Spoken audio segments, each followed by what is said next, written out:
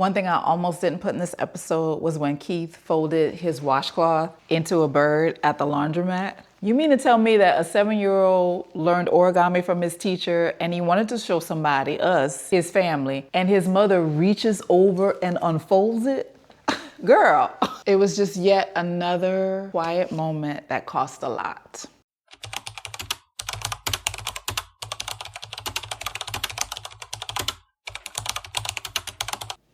Welcome back to the Writer's Room. My name is NC LENNOX. This is episode 3 of season 2 of My Life in the Sunshine, When I Think of Home. Let's get into it. I'm starting to feel like a broken record, but nevertheless, I did not want to write this episode. I'm just being honest. I felt like the events that occurred were just too ordinary. And ordinary is exactly the hardest thing to write because there's nowhere to hide. You can't use plot to carry you. You can't use a big moment. It's just a Saturday, a real one. 8 bags of laundry, 2 boys, a mother who looks like a zombie, and a 15-year-old girl who is running an entire household while pretending she's just existing in it. That's the whole episode. And I keep asking myself, is that enough? Is a Saturday enough? And then I wrote the part where the boys jump up and down when Easton offers them food. And I remember that it was rare that folks just offered food so freely back then. And I had to stop writing for a minute because that wasn't a small thing. It wasn't then and it isn't now. That's the whole episode in one sentence. A child jumping because someone offered without them asking. That's not ordinary, I don't think, at all. That's actually everything. So I kept writing. The other thing I'll tell you, and this surprised me, that I didn't plan to send Starlet to Easton's house. In the original timeline, we went, but in this story, I wanted her to stay home and rest. I had this whole vision of her on a porch, just quiet, not going anywhere. But like most stories, what I want has nothing to do with what the character needs. So I got myself out of the way. Darla needed to be seen by someone who wasn't going to ask her to perform. Someone who would look at her in her entirety, the whole picture. The boys, the walk, everything still sitting on her face. And ask, food first or talk first? And mean it either way. That's Easton. And Starlet needed Easton more than she needed rest. So we went. Let's talk about who was actually in this episode and what they were carrying that you didn't fully see.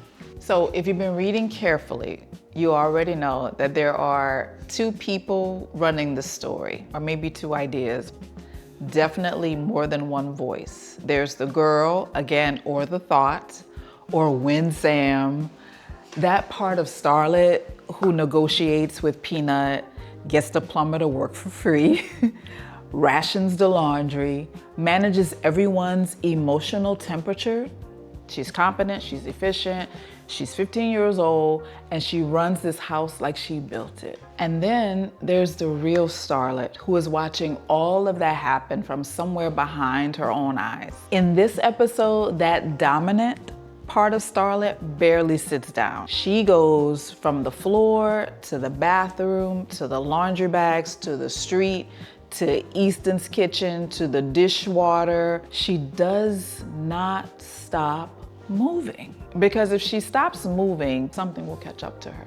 Did you notice in this episode that the real Starlet surfaces exactly 3 times? That's it. When Keith looks down at his hands where the bird was, when Lewis holds up the Hot Wheels car and she accepts it, and they just drive with no commentary. And at the very end, when she lets the water come, sitting in Easton's car. That's it, 3 times in the entire episode. The rest of the time, she's underground. So for me, zooming all the way out to me at this age, the writer that's retelling the story, that for me is not a character choice. That's a survival strategy. And the 15-year-old who developed it didn't know she was developing it. She just knew that if she kept moving, the day would end and she would have held it all together. Pay attention to that. It's gonna matter a little later in the season.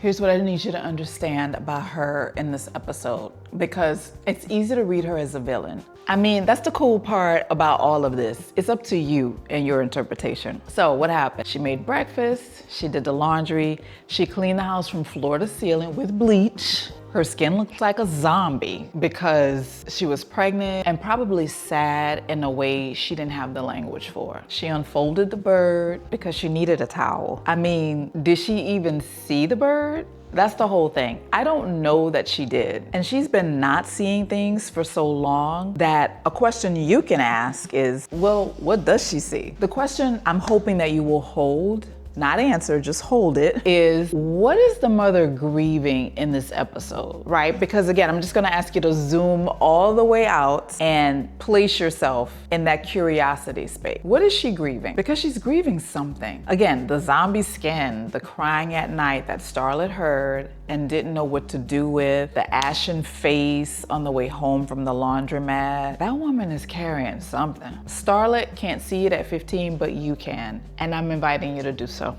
She knew. Before Starlet said one word about Q, before the conversation in the kitchen, before any of it, Easton looked at her when she came through that gate and she knew. I wanted to frame it as if Easton had an entire picture, that she and Starlet were so much in sync that it wasn't really required for her to disclose a lot. You know, it was the boys, the walk, whatever was still sitting on Starlet's face. She didn't ask. She offered food first. There's a specific kind of bond, the kind that doesn't ask you to perform your pain before you get relief. The kind that says, eat first, we can get to the rest. Easton didn't need the story in order to care. She just cared. And then later, when the story did come out, when Starlet says, it's over, it doesn't matter, Easton didn't push. She asked one question. She stayed present when she was expecting a cackle from Easton. And I think that restraint from Easton is big. Easton is what I would describe as a big 10-gallon personality. So staying quiet for her is an act of will. She's the only person in this entire episode who looked directly at Starlet and waited for her to be real. I cannot write these two without smiling. Now Keith is the younger one. He's a 7-year-old. He's the one who performs the backspin, the word up pose, the lemonade stand plan with a full business structure already figured out. He talks, he likes to talk. That baby, words hate to see that baby coming, okay? He reveals everything. He would make a terrible criminal. He is also, again, 7. He folds washcloths into birds because his teacher showed him how, and he wanted somebody to see it. Now, Lewis, who's 10, Lewis is the one who watches. He's the one who asks, are you okay? Do you feel better? And when Starlet couldn't answer, he didn't push. He just sneezed 3 times and let her redirect. He's the one that sorted only the socks at the laundromat, quiet and methodical, while Keith performed next to their mother. And then when they got to the porch, he got out his cars, made space for himself and his big sister in the shade and waited for her. And what did he do? He held up a car and she took it.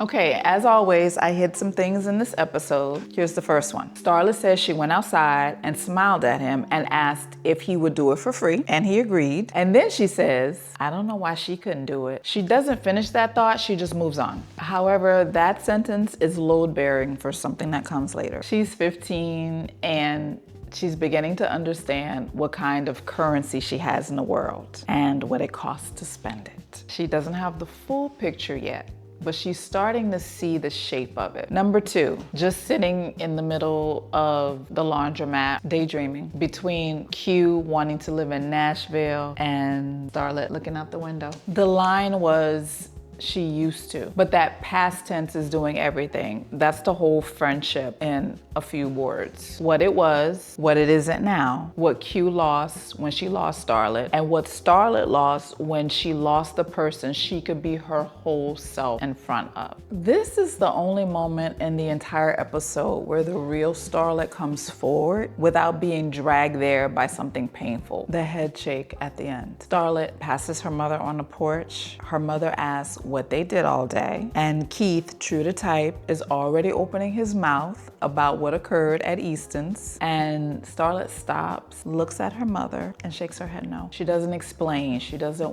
warn, she doesn't perform the role of the responsible one who handles it. One key thing also to notice is that the head shake is the first time in this entire episode that the real Starlet communicates directly to her mother. Just, no, I handled it. You don't get to hold this one, lady. A child who learns to be competent in chaos doesn't know that she's learning to disappear. That's it. That's really the whole episode. Starlet held everything together on a Saturday, yet she was barely there for any of it. I don't think the lesson is about survival. I think it's about the cost of being good at surviving. What it takes from you without asking. What you stop expecting because you've trained yourself to not need it. And that's where she lives. In the gaps between competence, in the shaded corners, in the not asking.